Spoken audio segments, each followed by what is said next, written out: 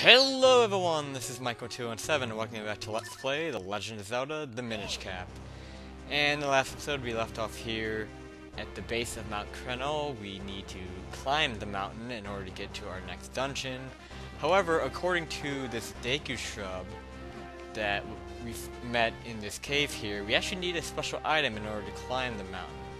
And it's actually pretty funny because the special item is held by a Deku shrub that's located in a place I said was not important. In the last episode I said going down this ladder was not important, there's nothing important down there. Actually, there is something important down here that we need to get. So this is where that Deku shrub is, where we will get our special item that the other Deku shrub was referring to that we need to climb the mountain. So let's go in here. Have to get our shield out, of course, so we can deflect this nut back at him.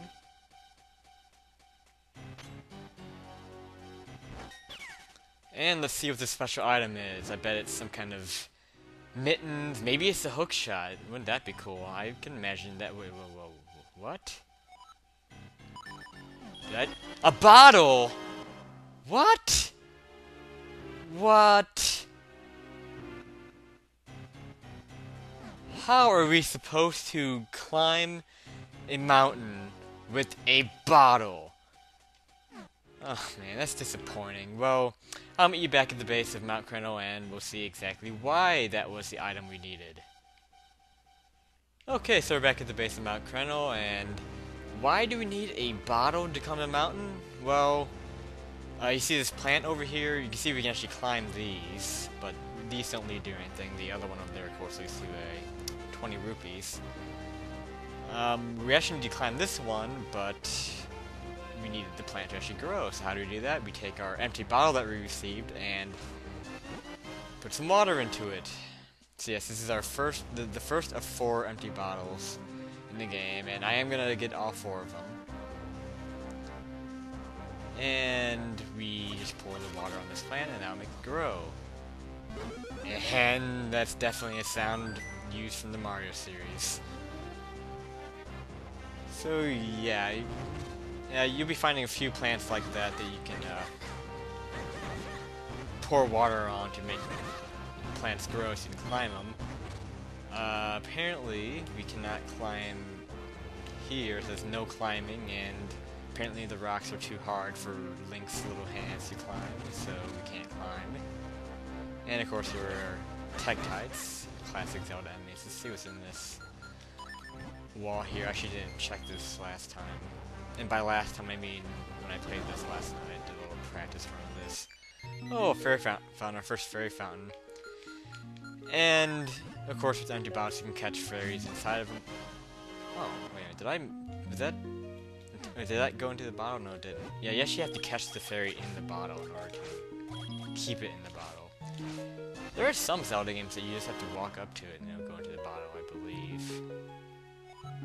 I know in A Link to the Past you need a net to catch them in. Actually, that fairy's not going to be useful to us at all because we're probably going to be releasing it soon because we're going to need the bottle to grow another plant.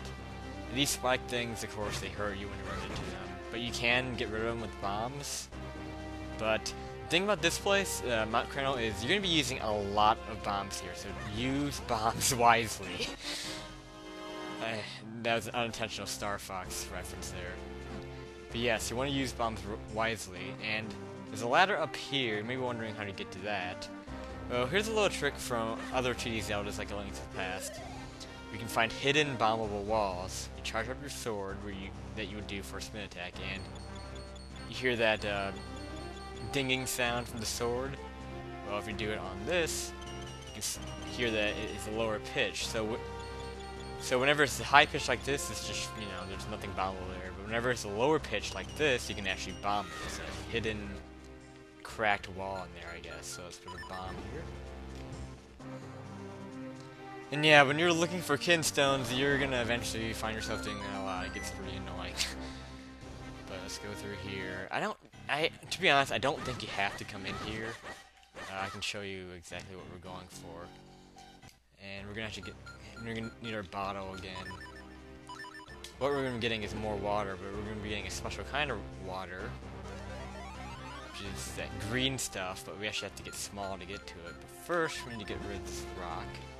You can see that that gray rock over there has a hole into it that resembles the stumps that we were going in to shrink down to Minish size, and you can use these rocks for the same purpose. And apparently we cannot skip the cutscene. So yeah, the first time you go through a new shrinking point, it actually show you the cutscene. I guess because they designed the inside of the rock like that, so they're like, well, damn it, we're gonna make you see that design once. At least once when you're playing this game. So. I honestly bet that's the reason why they force you to go through the cutscene there, even though it's obvious that we can shrink with that. Anyway, let's go through here. There's some enemies here we have to get past. And at the end of this, ow, there's actually some green water, and I'm actually just gonna catch this because we're gonna be using it later to grow a plant. I don't remember what the specific use of this is, and I just said Pacific use of this is. I meant specific. I do that a lot, by the way. Whenever I'm trying to say the word specific, I always say Pacific. And yeah. So I don't know what the specific use of that is. I always use it to grow a plant later on, because if I remember correctly, if you try to pour normal water in this certain plant, it will tell you no. I may be wrong. I might have to check that out later. But I'm just gonna do it to make sure. And I believe the hot green water, the hot Crenel water, does not eventually go cold. Like, I remember in Majora's Mask there were a few side quests where you needed hot water, and if you waited too long it'd go cold. I think also Wind Waker had that too. This guy, he should give you bombs for 10 rupees. So keep this place in mind, because again, you're going to be needing bombs a lot here. And you can probably get them in this grass too, so you probably don't have to talk to this guy to get bombs. And that way you can also save rupees. And come to think of it, I probably should have gotten those 20, because you will be buying a lot of stuff on your way up here. Bombable wall here, so let's just go in here. This is the swirly things here. We'll find out what those are about pretty soon. And then, of course, we have keys in this game. Can't have a Zelda game without keys. And on the other actually, never mind. I thought there were going to be pots on the other side of this later on. and yeah, you see more of these mushroom things here, and I feel really stupid about what I said in the last episode about the mushrooms in South Hyrule Field being the only mushrooms in the overworld that you don't see in the Deepwood Shrine. But apparently, yeah, now that I think about it, I'm way off on that. They're actually all over the place in this game. And they're actually pretty prominent in Mount Crenel. These guys, also was actually talking about it, you can take their iron mass off with your gust jar. You can also hit them by hitting them in the ass. So, you can't hit them in the front, though.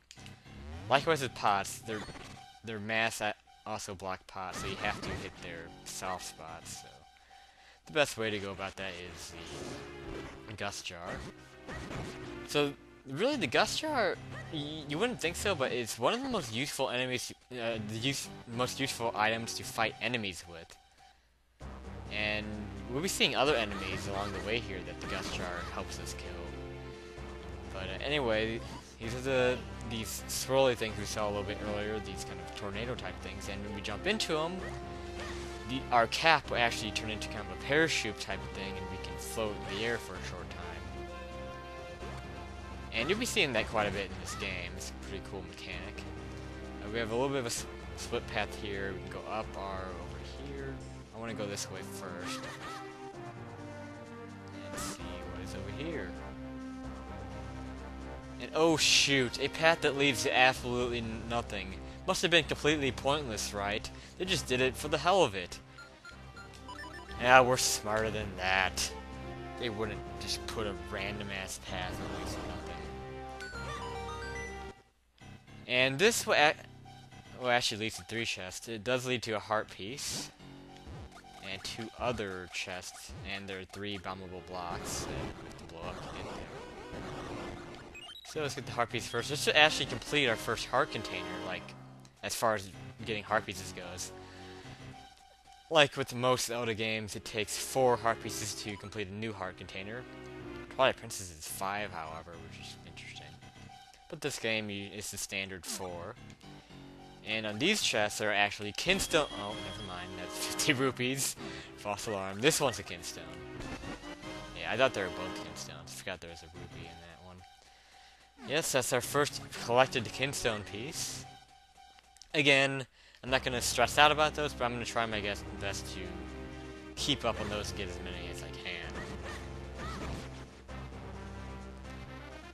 But yeah, all that was really for was the heart piece and the kinstone piece.